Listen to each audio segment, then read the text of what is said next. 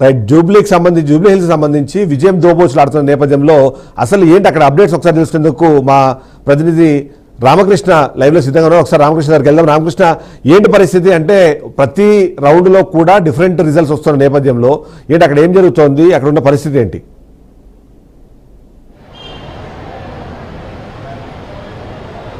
మెయిన్గా చూసుకున్నట్లయితే Congress party BRS party మధ్యనే రిజల్ట్ అనేది దోబుచ్చులాడుతున్నట్లుగా తెలుస్తుంది. బీజేపీ అభ్యర్థి పెద్దగా ప్రభావం చూపించే పరిస్థితి అయితే లేదని చెప్పుకోవచ్చు. మెయిన్గా చూసుకుంటే కాంగ్రెస్ పార్టీకి నవీన్ యాదవ్, బీఆర్ఎస్ పార్టీ సునీత మధ్య గట్టి పోటీ నెలకొందని చెప్పుకోవచ్చు.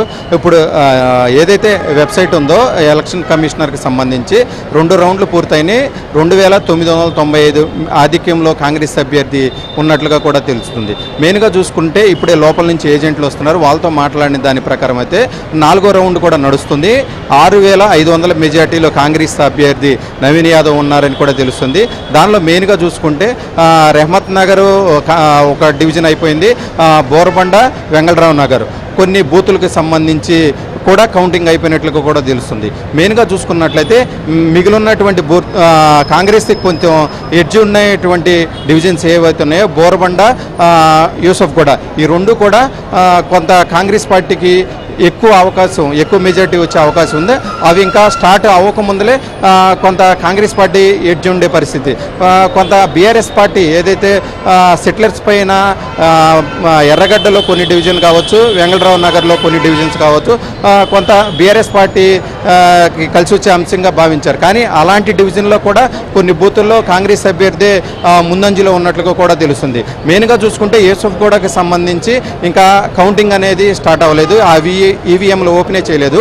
ఈవీఎం ఏదైతే యూసఫ్ గూడ ఉందో, యూసఫ్ గూడ నవీన్ యాదవ్కి సొంత డివిజన్, ప్లస్ అదే సామాజిక వర్గానికి చెందినటువంటి చాలా బూతుల్లో కూడా నవీన్ యాదవ్ సామాజిక వర్గానికి చెందినటువంటి వాళ్ళు ఎక్కువ ఉండటంతో ఎక్కువ మెజార్టీ వచ్చే అవకాశం కూడా కనిపిస్తుంది.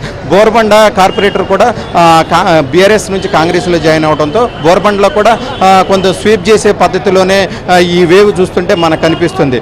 ఫస్ట్లో చూసుకుంటే బ్యాలెట్ ఓట్లు 3 ఓట్ల మెజార్టీతో కాంగ్రెస్ ఉంది. తర్వాత సెకండ్ రౌండ్లో కూడా 62 ఓట్లు ఏది బ్యాలెట్ ఓట్లతో కూడా కలుపుకునే 62 ఓట్లతో మెజార్టీలోనే కాంగ్రెస్ ఉంది.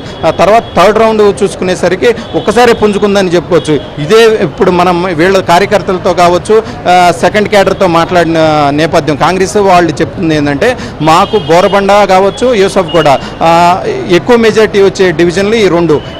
ఈ 407 బూతులు ఏవైతే ఉన్నాయో వాటిల్లో బోరబండకి సంబంధించి కావచ్చు, యూసఫ్ కూడా కావచ్చు, కాంగ్రెస్ కొంత కలిసి వచ్చే అంశం కూడా చెప్తున్నారు. అదేవిధంగా అపోజిషన్ బీఆర్ఎస్ పార్టీ ఏదైతే ఉందో, బీఆర్ఎస్ పార్టీ కొంత రెహమత్ నగర్తో పాటు కొంత ముస్లిం మైనార్టీ కమ్యూనిటీకి సంబంధించిన ఓట్ల మీద ఎక్కువ ఫోకస్ చేసింది. అది కొంచెం కలిసి వచ్చే అంశంగా భావించారు. సో అలాంటిది ఏమీ లేదు. కొంత కాంగ్రెస్కే ఎడ్జ్ ఉన్నట్టుగా కూడా తెలుస్తుంది. ఓవరాల్గా చూసుకున్నట్లయితే కాంగ్రెస్ ఆధిక్యంలోనే కొనసాగుతున్నట్టుగా తెలుస్తుంది. ఇప్పటికీ అధికారికంగా 2 రౌండ్లు వెల్లడించిన దాదాపుగా లోపల నుంచి ఏజెంట్లు వచ్చిన దాని ఇన్ఫర్మేషన్ ప్రకారం 4వ రౌండ్ నడుస్తుందని చెప్తున్నారు. ఓవరాల్గా చూసుకున్నట్లయితే ఇంకా 6 రౌండ్లు మాత్రమే పూర్తవ్వాల్సి ఉంది. ఈ 6 రౌండ్లు కూడా దాదాపుగా 12 o'clockకి ఒక అంచనాకు వచ్చే అవకాశం కూడా ఉంది సార్.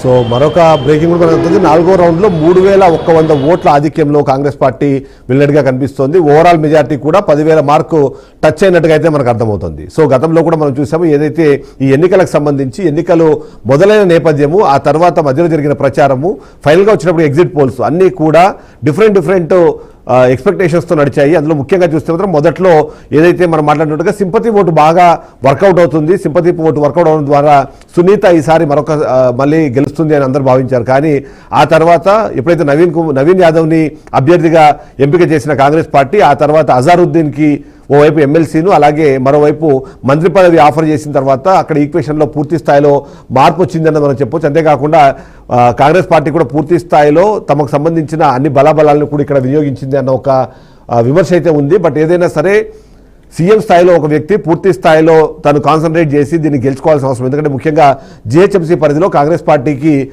ఎమ్మెల్యే లేకపోవడము, రాష్ట్ర వ్యాప్తంగా రెగ్యులర్ ఎన్నికల్లో ఏదైతే అసెంబ్లీ ఎన్నికల్లో హవా చాటినా సరే హైదరాబాద్లో తమ ఉనికిని చాటుకునే పరిస్థితి కూడా లేని సిచ్యువేషన్ ఉన్న నేపథ్యంలో ఇప్పుడు ఈ ఏదైతే జూబ్లీహిల్స్ ఎన్నిక ఉందో జూబ్లీహిల్స్ ఎన్నిక ఉప ఎన్నిక ఫలితాలు ఖచ్చితంగా కాంగ్రెస్ పార్టీకి బూస్టప్ ఇచ్చే అవకాశం ఉంటుంది. దీనికి తోడు జిహెచ్ఎంసీ ఎన్నికలు త్వరలోనే రాబోతున్న నేపథ్యంలో ఏం జరుగుతుంది అనే విషయానికి సంబంధించి చాలా మంది ఆసక్తిగా ఎదురు చూశారు. ఫైనల్గా చూస్తే మాత్రం 10,000 మార్కుని టచ్ చేసినట్టుగా మనకి అనధికారికంగా సమాచారం అవుతుంది.